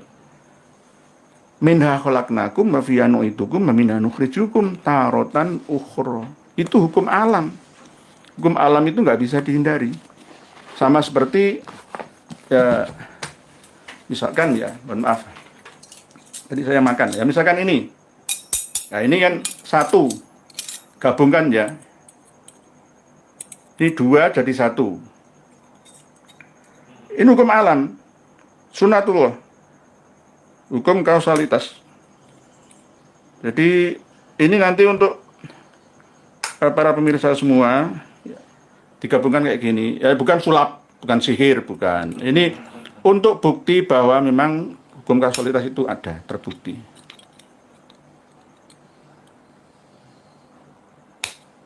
Angel men. Ya ini nanti bisa dipraktekkan di dapur panjenengan ada garpu, ada cendok seperti ini. Nanti digabungkan. Pokoknya cendok sama garpunya itu beratnya harus seimbang, nggak boleh. Ini namanya persatuan. Misalkan Kiai Sarip sama saya bersatu. Nah, ini wa'tasimu bihablillahi jami'a wa la tafarraqu. Di persatuan itu akan membawa kemaslahatan. Gabungkan kayak gini. Gabung. Berarti menyatu kayak gini. Ini admin yang melakukannya. Nanti dikira saya tukang sulap. Kayak Marsha Radipal misalnya. Lah begini. Yes, pokoknya gabung lah kayak gini lah. Misalkan. Terus cari nanti kayu. Kecil atau korek pentol api ini. Ya. Nah ini kan bonus ya. Semua bisa dipraktikkan ya. Masukkan ke tengah ini. Ya. Terus nanti letakkan di sini. Oh, seimbang gitu kan. Oke, seimbang. Pokoknya tapi jangan pepet. Ya, nanti dikira wong kiai loh, kiai kampus ya. Ya. Nah, ini nggak bisa jatuh. Inilah keseimbangan namanya. Nah, ini bukan sulap. Pak Kiai maaf. Nih. Mawar biru sebelum disebut manusia, sebutan manusia bukan manusia. Jadi kemungkinan Nabi Adam adalah manusia sebutan untuk nggih. Nah, Pak Andalusia. Jadi apa kok prok. Itulah Pak siapa yang sekarang sakno itu? Pak Tarno tuh ya kasihan, jangannya dekat dengan kita itu kasihan. Jadi jangan belajar ilmu sihir, ngarai fakir. Nah ini ya, ini bukan sulap, bukan sihir. Ya, ini nggak jatuh karena keseimbangan. Oleh sebab itu, wahai saudara-saudara semua, Pak Yesarif bersatulah dengan kita. Nah ini nanti jenengan buat sendiri di rumah. Nggak jatuh ya, nggak ada gravitasi berat harus jatuh itu enggak. Nah ini pernah maling nangka prok Gavin atau Ahmad Tamami Pak Yai nanya apa itu ilmu laduni, katanya itu syarat bagi orang yang mampu mentafsir Al-Quran. Ya enggak ada yang nafsir Al-Quran dengan ilmu laduni itu. Ilmu laduni itu ilmu yang tanpa dipelajari, langsung dapat ilham ilahi. Ya kalau nafsiri Al-Quran ya tafsir laduni namanya. Saya belum pernah membaca kitab tafsir Quran yang berjudul Tafsir Al-Laduni Min Ladunna Ilma, itu enggak ada, belum ada. Jadi ini bukti dari persatuan kita. Wa'tasimu bihablillahi jami'a wa la tafarraqu. Inilah yang namanya hukum kausalitas itu. Hukum sebab akibat. Nah, ini hukum alam. Jadi tidak bisa misalkan kita katakan dan kita yakini ya, wis pokoke ya. Nah Allah menghendaki ya bisa. Ya, tapi Allah enggak melakukan itu. Enggak melakukan itu. Walan tajidalu sunnatillahi tabdila. Orang yang sombong akan diasorkan. Orang yang tawadhu akan dimuliakan. Itu sudah menjadi hukum alam. Keseimbangan sama seperti ini. Keseimbangan. Nanti dengan praktekkan sendiri, sampai kan punya alatnya di dapur-dapur rumah. Ya. Pak Ahmad Ghufroni, yang pasti hidup laduni. Waskita Wijaya, Pak Yai, apa syarat dianggap benar-benar ulama warasatul anbiya? Ya. Al ulama warasatul anbiya itu syaratnya harus satu ya alim, ya mukhlis, ya tidak harus alim seperti kecerdasan intelektual saja, tapi juga kecerdasan sosial dan intelektual, spiritualnya. Jadi harus seimbang semua. Jadi itu namanya ulama warasatul anbiya, mewarisi ujiannya, mewarisi tidak hanya ilmunya saja, mewarisi ujian yang penting itu. Ujiannya para nabi itu apa? Ya berat. Ulama ujiannya sangat berat. Dipisui orang, wajahnya enggak wajah soleh, ya, kayak pinter-pinter dewe. Lah ini termasuk ya ujian itu. Awas ujian. Pak Adi bagus Kiai. Tarik sulapnya nggih, bisa jenengan praktekan. Ini ilmu yang bermanfaat ini untuk hiburan. Ya. Untuk hiburan. Baru ada satu ini kiai yang praktekan kayak begini itu ada. Jadi nanti dengan praktekan sendiri. Pakai korek api ini ya. Sekarang kan jarang korek api pentol ini. Sekarang jadi gas semua. Nah, nanti atau enggak korek api semua, lidi juga bisa semua. Pokoknya jangan sampai antara sendok dengan garpu ini tidak seimbang beratnya. Harus seimbang. Jadi tidak akan jatuh. Manusia juga begitu. Kalau kita bersatu maka tidak akan jatuh. Ya. Dan bisa memperpanjang umur, memperluas rezeki. Oleh sebab itu Pak Kiai Syarifuddin, walaupun ada perbedaan pemahaman, enggak apa-apa. Beda itu bukan larangan. Beda itu sebuah keniscayaan. Yang penting menjaga kerukunan, kekompakan. Pak Kiai Syarifuddin juga seorang pejuang pelurusan nasab dan membasmi khurafat. Punya pesantren, ini pesantrennya beliau itu Pondok Pesantren Janur Wali Songo Tegal. Nggih, monggo dipondokkan ke Kiai Syarifuddin Tegal. Nggih. Pondok Pesantren Janur Wali Songo Tegal, Jawa Tengah. Monggo dipondokkan ke Kiai Syarifuddin Nawawi Tegal. Beliau juga 20 tahun ikut Habib Lutfi. Tapi sekarang sudah menyadari. Ya, cuma kadang-kadang beliau kan memang ya punya ciri khas tersendiri. Yakni kalau ngomong plus gitu ya, jenis laduni gitu. Aku pengen coba juga, monggo dicoba. Dari Fortuna itu kalau Kipin dibilang garomah, enggak nanti di setting itu kayak garomah. Padahal yang kayak ini hukum keseimbangan, semua orang bisa. Anak kecil aja bisa.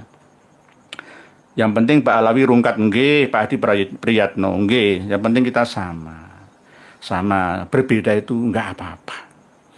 Rahmatan bagi kita. Yang penting jangan bertengkar atau sesat. Saya tidak akan mengatakan Kiai Syarifuddin Nawawi sesat menyesatkan, tidak. Tidak. Tapi Kiai Syarifuddin jangan mengatakan saya sesat. Kalau jenengan mengatakan saya sesat berarti Sayyid Muhammad Rashid bin Ali Ridho ya sesat menyesatkan. Beliau ahli sunnah wal jamaah. Lebih dekat dengan mazhab Hambali. Beliau pernah ikut Thariqah Sadiliyah dan Naksabandiyah. Jadi Sunni nanti difitnah, wah ini Syi'i. Enggak, justru beliau ini seorang pembaharu. Ya, seorang pembaharu, memperbaharui pemahaman umat ini karena apa? Melihat keadaan umat Islam kok terpuruk ya. Umat Islam ini terpuruk lah ini. Enggak akan jatuh ini. Mungkin demikian yang dapat kami sampaikan. Pak Adnan Cecep, Assalamualaikum. Kerangkeng Indramayu dari Engaus Yai. Maaf mau nanya Yai, apakah benar tingkah lakunya Habib Alawi itu mirip dengan perannya Ya'jud Ma'jud Dajjal? Ya'jud dan Ma'jud, Gog and Magog, Dajjal itu karakteristiknya sama, pembohong, pendusta, dan perusak. Bisa perusak akidah syariah, perusak hubungan ukhuwah di antara umat manusia. Membuat manusia itu firqah, pisah-pisah, cerai-berai. Okay. Pak Andalusia, madhab Muqaddam yang bahaya mah Kiai nggih. Kalau pakai Muqaddam itu madhabnya sebenarnya aslinya itu Thariqah Abu Madian, Thariqah Madianiyah. Tapi akhirnya membuat sendiri Thariqah Ba'alawi. Pertama kali yang mendirikan itu ya Muhammad bin Ali Ba'alawi, yakni Al-Faqihil Muqaddam ini gitu. Nah, ini saya akan membacakan tulisan panjenengan sambil tetap selang-seling. Pak Ana Anta, kalau garomah Habib sendoknya bisa ditelan Kiai. Sulapan itu. Sulapan itu trik dan intrik. Terkadang trik dan intrik itu menggunakan khodam. Khodam itu bisa berasal dari jin atau makhluk lainnya. Tapi imbasnya nanti akan minta bayaran. Bayarannya apa? Ya kayak Mbak Tarno, Pak Tarno itu. Oleh sebab itu ahli sulap itu harus di endorse ya sedemikian rupa supaya bisa menjadi kaya. Jadi kalau misalkan sekelas Romi Rafael, Mas Romi Rafael itu mau majak ulama itu, wah karomahnya luar biasa itu. Luar biasa karomahnya. Pak Mas Ihsan, nyuwun sewu atas tulisan kula ya nggih monggo mboten napa-napa Mas Ihsan. Njaluk ngapun. Mboten napa-napa, saya itu enggak pernah tersinggung. Cuma saya baca itu saja. Enggak apa-apa. Tadi ada yang komentar pedas, itu enggak apa-apa. Berani muncul di layar HP Anda di YouTube seperti kita-kita ini harus siap untuk dihujat. Lah kalau jadi ulama tenang-tenang misalnya seperti Yai Sepuh ya nggak bisa dikritik itu, nggak bisa. Jadi kebenaran itu harus diuji. Nggak boleh hanya diyakini pokoknya. Misalkan kayak tulisan Yai Sarip pokoknya ini nggak sesuai dengan ini sesat. Oh keliru itu. Kurang luas literasi referensinya. Gitu nggih.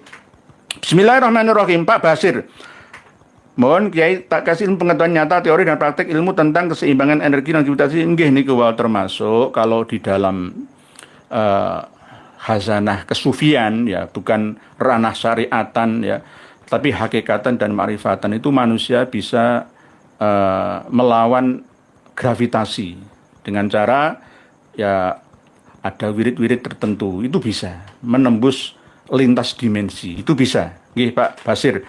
Ilmu pengetahuan teori yang praktis dan ilmiah apa? Ya termasuk diantaranya suka bersilaturahmi dengan saudara, ya dengan ulama, ya dengan semuanya. Yang paling penting itu mendoakan orang tua kita, berbakti kepada kedua orang tua kita. Itu yang penting, itu ilmiah, gampang. Silaturahmi yang benar-benar terbukti manfaatnya. Nggih. Pak Gavin, assalamualaikum warahmatullahi wabarakatuh. Kiai Sarip izin mirengaken nggih, monggo. Pak Harmud, salam Kiai. Komennya orang pinter Nadir Shah Hussein dan Ulil Absor Abdallah begitu buta bela Habib, kepintarannya tidak dipakai, ada gerangan apa kok bisa KO gitu, kayak gitu. Sebagai orang pintar harusnya merdeka secara keilmuan dan harga diri, harusnya begitu Pak Harmud. Ternyata hidayah itu tidak melulu menyertai orang yang pinter intelektualnya. Kadang-kadang orang yang tidak terlalu tajam intelektualnya itu justru malah cerdas spiritualnya. Orang kan macam-macam nih. Kita kan kayak Mas Ulil ya, ini dari Pati aslinya, dari Pondowan, Mbah Muhammadun Pondowan. Saya juga pernah ke sana dulu. Pati, Jawa Tengah, Margoyoso, Pondowan. Terus yang Mas Nadir Shah Hussein itu sebenarnya orang yang sering keluar negeri, ke Australia, kemana-mana, NU luar negeri, itu sebenarnya wawasannya luas, tapi kadang-kadang ya nggak mau menambah itu literasinya, referensinya, nggak mau mempelajari kitab-kitab karya Ba'alawi, sehingga wis pokoknya dibela begitu saja, membabi buta. Nggih Pak Harmud, nggak pas itu. Mas Anom, gara-gara mahalnya pajak cukai rokok dari pemerintah dan maraknya rokok ilegal non cukai, diperkirakan PT Gudang Garam bangkrut. Akibatnya penerimaan pajak untuk pemerintah juga hilang. Solusinya apa? Nah, ini solusinya itu ya jangan mengharamkan rokok. Ya, yang penting nggak berlebihan ini. Karena ya ini kan mau dipindah dari hasil tembakau Temanggung ya, yang ini mau diambil tembakau dari mana lagi gitu ya, mungkin tembakau Madura atau tembakau mana ya. Ya ini Mas Her dari Pamekasan itu ya jadi kaya raya gara-gara tembakau Pamekasan, Sampang, Sumeneb ini. Dulu Pak Yai Zaini pengasuh Nurul Jadid itu juga membawa kebiasaan bertani tembakau, dibawa ke Paiton Probolinggo ini. Pak Zaini Munim, Pak Yai Zaini Munim. Rangenah, bahas yang model kayak gitu mengenai Nabi Adam nggak urgen. Cukup meyakini Nabi Adam adalah Nabi dan Rasul, apa faedahnya buat umat lah. Ini kan menambah literasi. kalau misalkan kurang cocok ya abaikan saja, skip saja gitu. Jadi ngaji YouTube seperti ini itu tidak seperti suara speaker di masjid musola setempat Anda. Jenengan nggak akan bisa menghindar. Mau suaranya wis kadung siaran no speaker ya. Misalkan speaker masjid musola dikeraskan ya, jumlahnya 8 nyemprong kemana, jenengan nggak bisa protes. Mau dimatikan, nggak radio bisa dimatikan ya. Kalau misalkan nggak kajian seperti ini kurang suka ya abaikan saja, skip saja. Tapi para genah ini tetap nyimak kok, alhamdulillah. Nggih. Bu Senzeta, assalamualaikum. Tentang segala hal, tentang Nabi Adam saya ikut menyimak saja dulu Kiai. Mudah-mudahan kajian-kajian yang disajikan tetap membawa berkah dan manfaat selalu. Salam hormat kepada Kiai Sarifuddin. Nggih Bu Senzeta, nggih, nggak apa-apa. Jangan ikuti saya. Sebelum melakukan kajian nyata, saya sertakan kitabnya. Bu Senzeta kadang-kadang saya kirimi sendiri melalui WA, ya, mau dipelajari oleh beliaunya sendiri. Beliau seorang lulusan pesantren, luar biasa, seorang ustadzah juga. Jadi jangan ikuti saya, ada datanya ini loh. Ini, ini namanya nanti mengarah ke hakul yakin ilmunya. Oke, Bu Senzita, nggih. Pak Basir, Ranggena, jangan begitu kawan. Nggih, enggak apa-apa. Santri goib, aku hendak menjadikan khalifah di bumi. Mereka berkata, apakah engkau hendak menjadikan orang yang merusak dan menumpahkan darah di sana, sedangkan kami bertasbih memujimu dan menyucikan namamu? Nggih, ini kan termaktub dalam surat Al-Baqarah itu. Wa itu qala rabbuka lil malaikati inni ja'ilun fil ardi khalifah. Qalu ataj'alu fiha may yufsidu fiha wa yasfikud dima wa nahnu nusabbihu bihamdika wa nuqaddisu lak. Qala inni a'lamu ma la ta'lamun. Akhirnya wa 'allama Adam al-asma'a kullaha thumma 'aradahum 'alal malaikati faqala anbi'uni bi asma'i haula'i in kuntum shadiqin, dan seterusnya itu. Nggih. Itu proses. Karena memang sebelum Nabi Adam itu sudah banyak manusia yang ada bertebaran di planet bumi kita. Cuma beda rasnya. Rasnya beda-beda. Ada yang masih Homo erectus sebelumnya dan ada yang Homo sapien tapi dengan ras yang berbeda. Nabi Adam ketika ya ditempatkan di sebelah timur, itu kan ada di dalam Bible-nya itu ada. Sebelah timur yang mendekati sungai Gihon, sungai Eufrat dan Tigris, di Jannah Taman Eden di situ. Ya itulah surga. Kenapa kok saya pernah mengatakan bahwa Nabi Adam itu hidupnya antara Suriah dan Mesopotamia Raya, ya Irak, Iran sekarang ini gitu loh. Sampai mendekati sungai Eufrat, Tigris dan sungai Gihon. Gihon, Eufrat, Wanil, kullu min anharil jannah. Kadang saya diledek lahir di tepi sungai. Karena memang simbol atau lambang surga itu ya sungai-sungai, jannatin tajri min tahtihal anharu khalidina fi abada. Di mana? Di sana dulu. Karena memang Timur Tengah dulu itu ya bekas savana. Sebelum ratusan ribu dan bahkan jutaan tahun yang lalu itu berbentuk tanah yang subur makmur di sana. Tapi karena perubahan iklim yang ekstrim yang akhirnya berubah menjadi padang pasir yang begitu luasnya. Karena pergeseran kerak bumi kita, lempeng-lempeng ya saling bertabrakan yang akhirnya merubah kondisi daratan yang ada di permukaan bumi kita. Sama seperti Pulau Jawa 2 juta tahun yang lalu itu masih belum berbentuk seperti sekarang petanya. Di daerah Sragen, Solo, Sangiran itu sampai sekarang masih ada sumber mata air asin ya karena dulu lautan, pinggir lautan. 2 juta tahun yang lalu pegunungan Kars di Kendeng dan Kapur Utara itu dulunya adalah karang lautan. Di pegunungan Gunung Kidul Yogyakarta, ya Wonosari dan sekitarnya, ya itu dulu adalah dasar lautan, diangkat menjadi sebuah bukit. Di antaranya dulu Gunung Kelanggeran itu gunung yang aktif, meletus pernah juga. Jadi inilah yang namanya perubahan bentuk ya daripada daratan kita. Mas Ihsan, apa guru-guru beliau sama dengan beliau keyakinannya dan pegangan kitab yang digunakan? Guru-guru beliau, guru siapa nggih? Guru saya nggih, enggak, ada yang tidak seperti yang saya sampaikan. Saya berbeda dengan guru saya itu enggak apa-apa. Guru saya itu macam-macam, ada yang sama pemahamannya dan ada yang tidak. Ya kami tidak menyalahkan. Sebagai bentuk tawaduan, nggih Pak Ihsan, begitu. Pak Sudirman, Pak Yai, apakah penciptaan Adam langsung dewasa atau ada kisah masa anak-anak? Ada masa anak-anak. Ketika ada ketertarikan ya dengan lawan jenis itu kan masa-masa puber. Ya di daerah Mesopotamia di Irak itu. Ya dekat Sungai Efrat Tigris itu. Gihon itu. Gihon ya pecahan ya dari Asia Tengah itu. Ya antara situ. Di Eden, taman sebelah timur ya. Jannatu Adnin, Eden, taman Eden, hutan, taman, surga-surga. Menurut bahasanya seperti itu. Di sini juga Pak Yai Sarip menyinggung tentang surga. Nanti kita bahas lagi supaya nggak melebar ke sana-sana, kemana-mana. Jadi dimulai ya kanak-kanak, remaja, dewasa, tua, yang meninggal dunia sama. Kadang-kadang kita itu nggak seimbang dalam bercerita. Seperti Nabi Isa itu langsung koromanya Nabi Isa itu ya dulu pernah nyantri sampai ke India ya. Ya, puluhan tahun hilang sejarahnya supaya kelihatan nggak seperti manusia. Enggak, Nabi Adam itu manusia. Nggih. Cuma kita ini saja yang kadang-kadang memahaminya itu berlebihan saja. Nggih. Nabi Adam itu juga akhirnya memiliki kecenderungan untuk mencintai suka lawan jenisnya. Ya, ini akhirnya kata-kata memakan buah khulud itu nggak ada. Nggak ada. Yang benar itu memang itulah gambaran daripada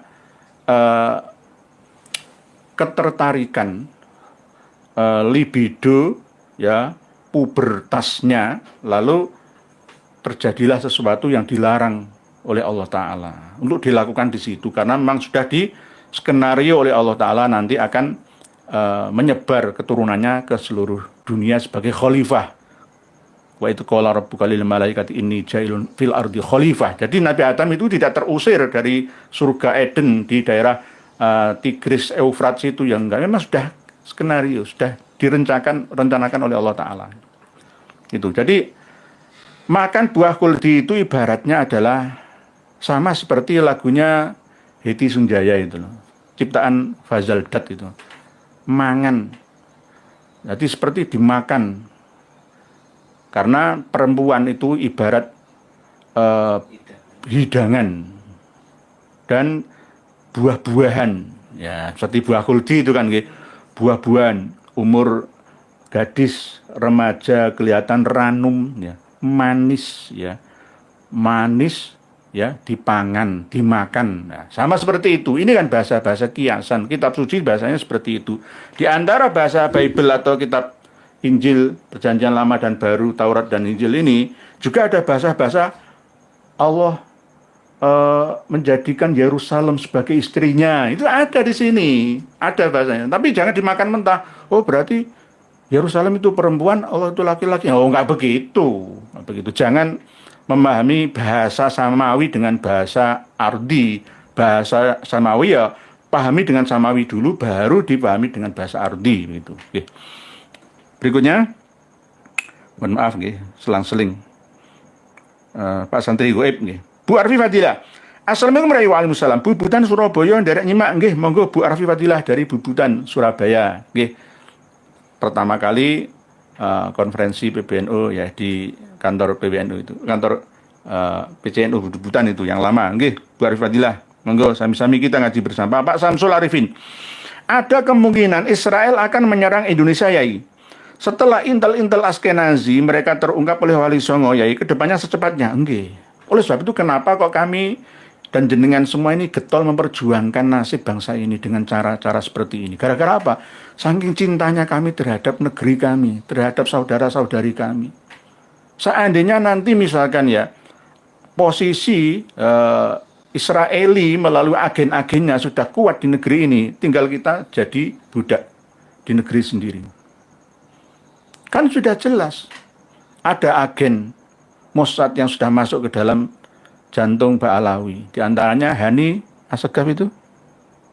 Sudah ada catatannya, pernah bentrok dengan Munarman juga kan masalahnya itu. Ya, jadi kita harus waspada. Tidak hanya Bais bin saja, tapi intel-intel kita juga harus waspada. Kok masih ada gubernur yang lebih mencintai orang lain daripada mencintai negerinya, itu bagaimana? Ya, perlu disekolahkan lagi di STPDN Jatinangor sana. Bu Alida, Assalamualaikum, Jakarta nyimak nggih. Silakan Bu Alida, sama-sama. Pak Mamun Abu Muiz, apa yang dimaksud mak dalam ayat waja'alna minal ma'i kulla syai'in hayyun? Nggih. Mak di sini adalah air.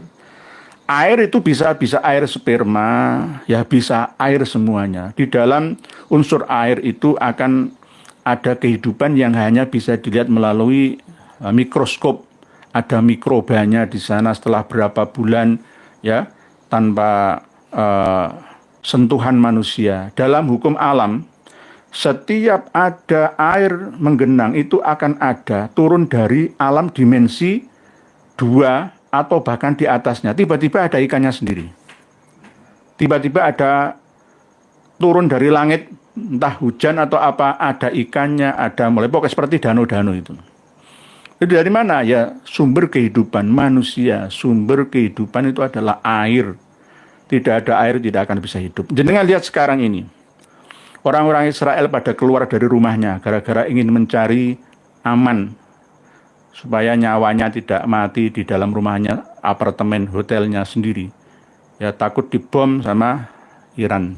Akhirnya ngungsi ke gunung-gunung, ke perbukitan. Yang mendekati apa? Yang mendekati sungai-sungai lagi. Orang hidup itu dulu. Sangiran itu yang mendekati Lembah Bengawan Solo. Trinil, ya, itu ya mendekati Bengawan Solo. Mana? Berantas, Mojokerto, ya air. Di Kapuas, di Mahakam, di Musi, di Barito, ya, di Sungai Teweh, Muara Teweh, semua itu sungai-sungai itulah sumber-sumber kehidupan. Nggak ada air, nggak akan ada kehidupan. Nggih, jadi ayatnya jelas nggih tadi nggih. Nggih. Setiap segala sesuatu diciptakan dari proses cairan atau air itu. Nggih, mencari ilmu. Ada pepatah berkata, orang yang selalu membuat statement kontroversial pasti dipertanyakan kredibilitas keilmuannya. Contohnya Pak Yai ini, nggak apa-apa, nggak apa-apa. Pak mencari ilmu. Saya itu macak seperti ini supaya bisa diterima di semua lini yang ada. Kalau saya macak seperti teknokrat, birokrat misalkan, ataupun rektorat, dekanat misalkan, orang nggak bisa terima. Nggak bisa nyentuh ke santri-santri, kiai-kiai kita. Karena apa? Oh, menjaga jarak namanya itu. Jadi masalah kredibilitas, masalah istilahnya orang ya mau terima dan tidak terima ya kontroversi dengan apa yang saya sampaikan, ini nggak masalah. Nggak masalah. Kalau nggak cocok ya abaikan saja, mencari ilmu. Jadi jenengan channelnya mencari ilmu, ya harus tetap terus mencari ilmu. Tidak ada orang cerdas mentok itu nggak ada. Orang pinter mentok itu nggak ada. Pak PBL official hadir. Nanya ya, apakah ada perbedaan antara kata ja'ala dan kholaqo? Karena dalam Al-Quran disebut seperti itu. Nggih. Ada tergantung penempatan kalimahnya, nggih, Pak PBL. Ini Mas PBL official ini channel anak muda yang luar biasa. Antara ja'ala dan kholaqo itu menciptakan, menjadikan, tapi tergantung letak kalimahnya setelah dan sesudahnya, sebelum dan sesudahnya. Nggih, nanti nggih. Pak Joko Somad, nggih. Assalamualaikum Pak Indonesia. Buah apa sih yang bisa mengalahkan nikmatnya surga sehingga Nabi Adam seakan tergiur? Menurut saya buah kulti itu hanya kiasan saja Pak Kiai. Ya, ini Pak Kiai Joko Somad itu guru spiritual saya, tapi beliau itu tawaduan sampai ya nulis seperti ini. Bukan berarti gengsi no. Wong muridnya dhewe kok ditulis kok yang ngomong langsung lah iso. Enggak, dalam rangka mendidik bersama. Lazatnya surga itu yang paling tinggi kualitas kenikmatannya itu adalah makan dari buah persenggamaan. Hormon testosteron yang melepas hormon-hormon endorfinnya. Itu kebahagiaan yang luar biasa. Oleh sebab itu ada aliran dalam agama kuno yang ada di Nusantara ada aliran seks bebas itu. Akhirnya salah jalan. Jadi buah kuldi itu nggak ada. Itu sanepo saja. Perumpamaan kiasan, majazi, bukan hakiki. Jenengan cari apakah itu seperti buah jeruk, apa apel, apa buah mengkudu, nggak akan pernah ketemu sampai sekarang ini misteri. Karena apa? Memang itu bukan bahasa sebenarnya, itu kiasan. Ya, kembali ke lagunya Heti Sunjaya karangan Fazal Dat itu ya, bahwa makan. Jenengan nanti buka di YouTube ya, Heti Sunjaya, aku bukan hidangan. Nah, nanti ada lagunya keluar semua nanti, kalimatnya seperti apa. Jadi seperti berita di dalam surat kabar kita, wong ponakane dhewe kok dipangan. Dipangan maksudnya apa? Disenggamai. Ya, diciderai, dilecehkan, ini dipangan, makan. Tadi ada kepuasan tersendiri. Nggih, matur suwun, terima kasih Romo Yai Joko Samad yang telah ikut berpartisipasi untuk meramaikan channel panjenengan dan kita semua ini. Nggih, terima kasih Pak Maulana Zai, Pak Kiai. Saya ada membaca tafsir Al-Maraghi. Ketika membaca tafsir ayat 30 surat Al-Baqarah juga dijelaskan bahwa Nabi Adam kemungkinan bukan manusia pertama menurut tafsir itu. Nggih, Pak Maulana Zai. Jadi sama-sama kita ngaji, Pak Maulana Zai. Nggih. Nggih. Jadi ini membuka wacana kita semua untuk membuka kitab-kitab yang ada, yang kita simpan saja selama ini. Umat Islam kitabnya 25.000 jenis kitab, tapi hanya buat pajangan saja. Ya buat apa? Nggak ada gunanya. Jadi kalau orang Nusantara itu ilmu kasunyatan seperti ini. Ilmu kasunyatan. Demikian yang dapat kami sampaikan. Mohon dimaafkan para pemirsa dan pendengar semua, khususnya Yai Syarifuddin Nawawi Tegal, ya, pengasuh pondok pesantren Janur Wali Songo. Jika ada yang kurang berkenan apa yang kami sampaikan, ayo belajar bersama. Kapan-kapan kita bertemu di studio kita. Di sini lagi kita live streaming bersama. Jangan hanya sepihak saja seperti ini. Jadi ini jenengan kirimkan tapi melalui orang lain, ya, bukan langsung ke saya. Ya mungkin ini tujuannya, obyeknya itu ke saya. Saya merasa saya sesat saya. Okay. Jadi jenengan buka tafsir Al-Manar. Okay. Khusus 3 halaman saja. Masalah nafsin wahidah dengan masalah wa khalaqa minha zaujaha. Siti Hawa itu diciptakan oleh Allah Ta'ala dari tulang apa dari tanah. Dan Nabi Adam dengan Siti Hawa itu saudara kembar, punya ibu dalam sama satu kandungan yang dapat dibuktikan faktanya ada genetika kembar. Kobil, Labuda, Habil, Iklima, dan seterusnya, kecuali Nabi Sis. Jadi biasanya kalau keluarga punya anak kembar itu biasanya ya tidak jauh berapa generasi itu ya akan punya anak kembar lagi. Itu kebiasaan seperti itu. Biasanya kalau ada keluarga yang pernah gantung diri itu nggak akan jauh ya ada pulung gantung yang menimpanya, keluarga terdekatnya. Mungkin demikian yang dapat kami sampaikan. Mohon dimaafkan atas segala kekurangan dan kekurang ajaran kata-kata saya. Terima kasih beliau Abah Haji Romo Kiai Joko Samad, keluarga Ibu Hajah Maimunah, keluarga semuanya. Mohon doa dan pangestunya untuk tetap istiqomah, tidak pernah bosan untuk dihujat oleh semua orang, dinilai buruk oleh semua orang. Mohon bantuan secara batiniah supaya kuat pemikiran dan tekad kami di sini dalam berjuang untuk nasrul ilmi atau intisarul ilmi. Demikian, wallahu a'lamu bissawab wal afu minkum. Wassalamualaikum warahmatullahi wabarakatuh. Alhamdulillah, semoga bertambah sadar para pengikut mereka habaib. Sudah saatnya kita pribumi bangkit lawan semua doktrin mereka habaib. Wahai saudaraku,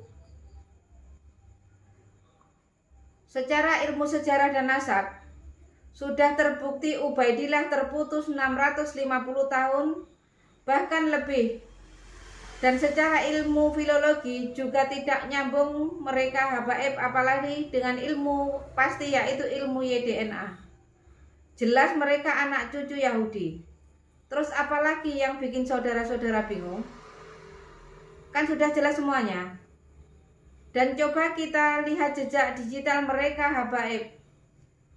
Fakih Muqaddam Isra Mi'raj 70 kali. Ini sangat menyesatkan. Bahkan saya berpikir mereka itu Islam atau bukan. Dan mereka juga terus-terusan menggaungkan bahwa Indonesia merdeka karena jasa habaib. Ini sangat menyesatkan. Karena tokoh-tokoh pahlawan nasional kita tidak ada dari kalangan mereka habaib. Justru merekalah yang buat Nusantara lama merdeka. Karena mereka habaib kerjasama dengan Belanda. Dan setelah Indonesia merdeka, muncul lagi PKI, bahkan 2 kali.